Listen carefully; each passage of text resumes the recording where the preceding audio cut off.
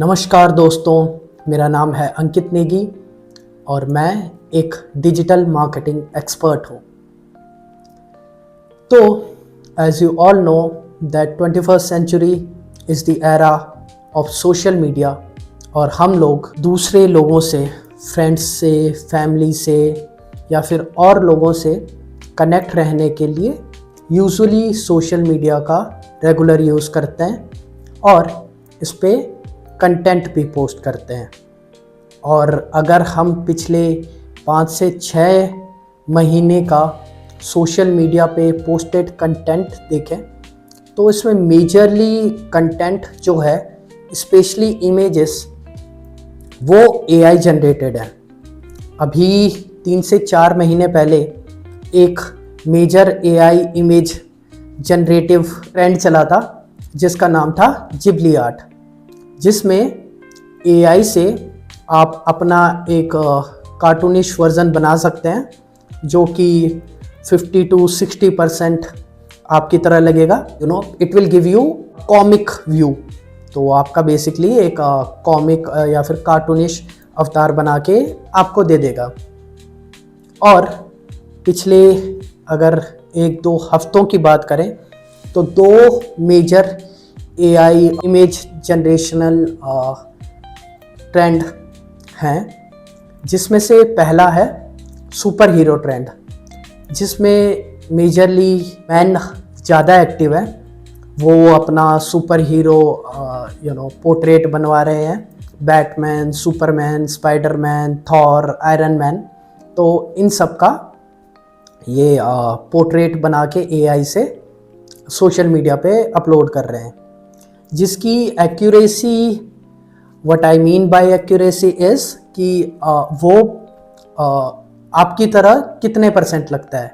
तो बेसिकली अगर मैं सुपरमैन बनना चाहता हूँ तो जो मेरी इमेज निकल के आई है वो कितने % मेरी तरह लगती है, उसका फेस बेसिकली। तो ये एक्यूरेसी कुछ 60-70% है। तो वो 60-70% आपकी तरह लगेगा और मतलब लोगों को लगेगा कि हाँ, आप ही हो ये जो सुपरमैन है इस पोस्ट में। ठीक है, तो ये था फर्स्ट ट्रेंड। अब जो सेकंड ट्रेंड है वो है AI साड़ी ट्रेंड, और ये ट्रेंड सोशल मीडिया पे बहुत ज़्यादा वायरल है।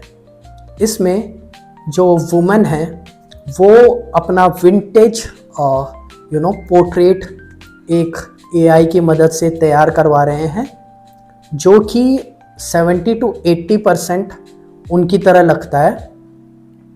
ठीक है, और ये एक बहुत ही विंटेज और एस्थेटिक वाइब देता है।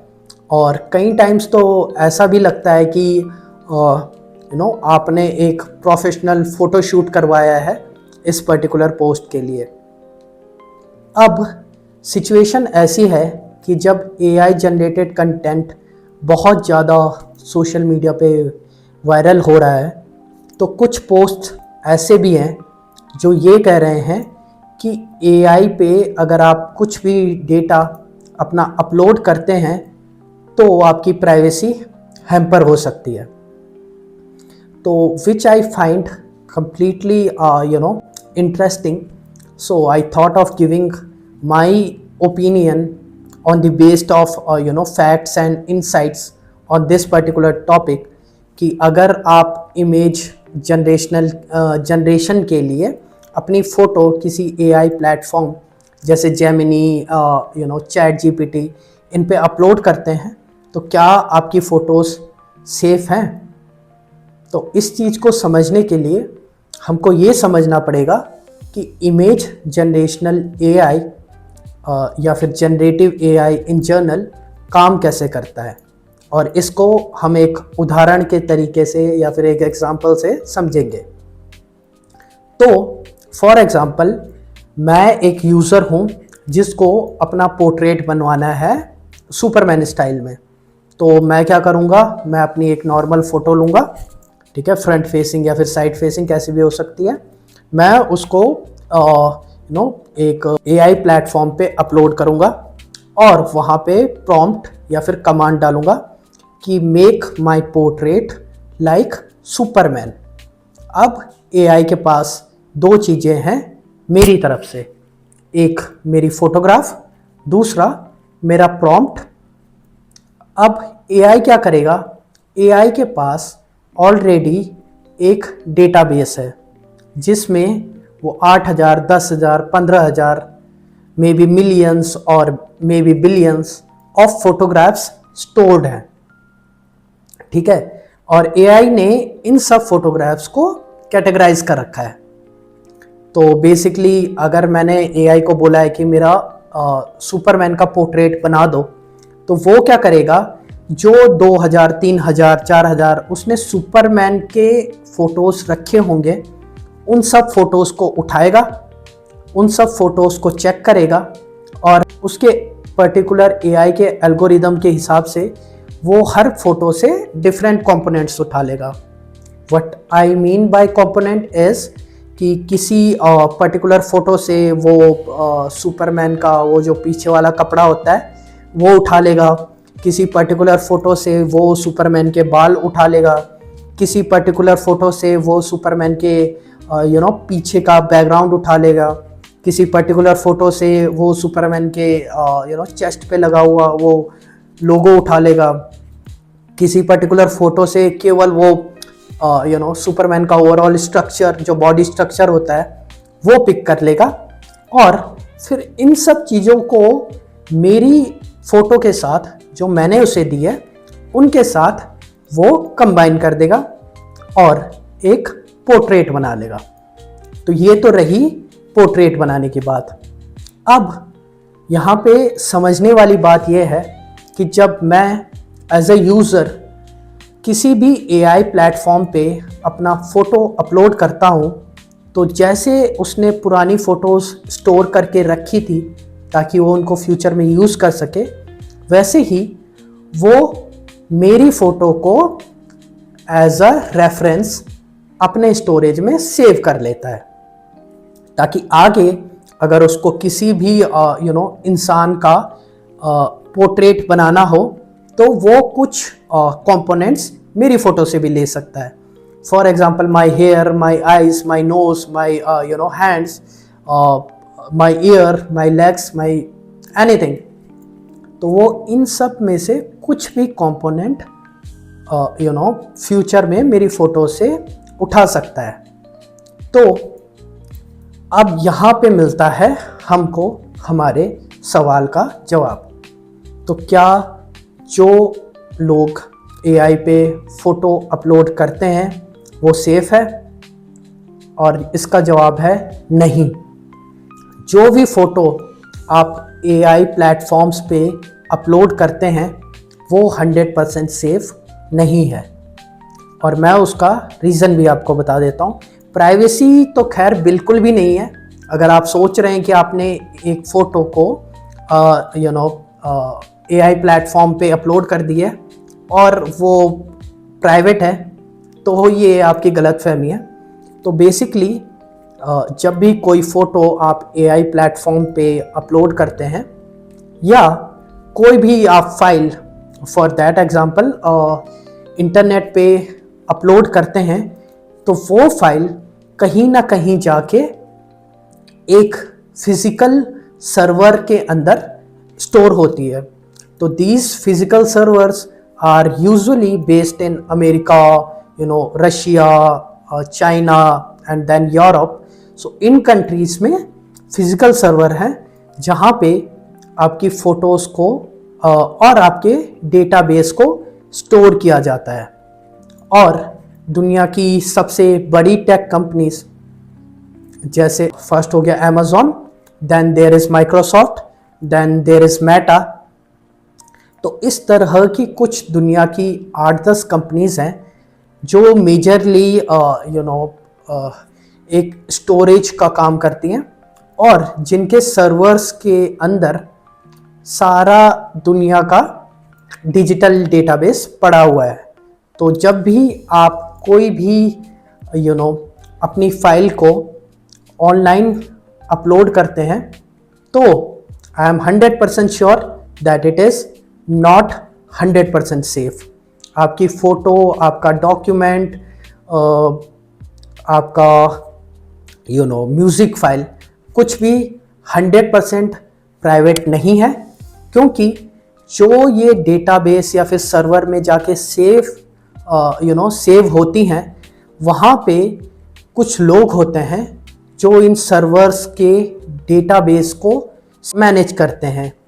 अब what I mean by manage is कि जब भी इन सर्वर्स में कुछ भी डेटा आता है तो ये सारा डेटा एनालाइज होता है और इन्हीं सारी डेटा के बेसिस पे आपके फ्यूचर टेक प्रोडक्ट्स बनते हैं। For example chat GPT, Gemini, Facebook, Instagram, WhatsApp, तो ये सारे जो भी डिजिटल प्लेटफॉर्म्स हैं, ये सब आपके डेटाबेस को यूज़ करके वहाँ से इंफॉर्मेशन गैदर करते हैं और फिर उसी हिसाब से अपने प्लेटफॉर्म में फीचर्स और ये सारी चीज़ें ऐड करते हैं।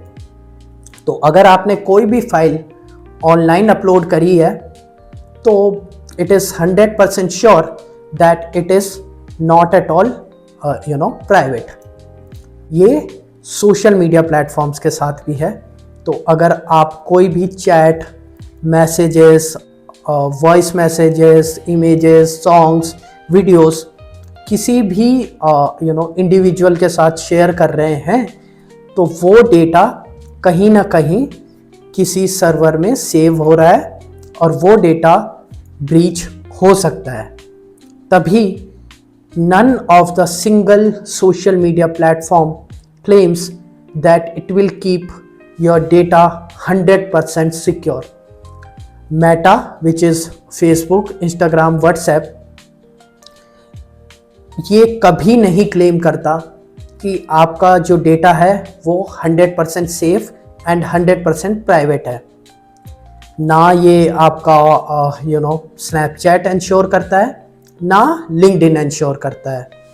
तो पास्ट में भी ऐसे केसेस रहे हैं जहाँ पे ये चीज़ें सामने आई हैं कि ये जो सोशल मीडिया प्लेटफॉर्म्स का डेटा सीक्रेटली यूज़ करते हैं और यहाँ से बहुत बार डेटा लीक भी हुआ है। तो मैं यहाँ पे कुछ स्क्रीनशॉट्स लगा दूँगा, आप उन्हें देख सकते हैं और रेफरेंस के लिए मैं नीचे न्यूज़ आर्टिकल्स का लिंक भी डाल दूंगा, आप चाहें तो वहाँ से पढ़ सकते हैं। तो ये रहा आपके क्वेश्चन का आंसर।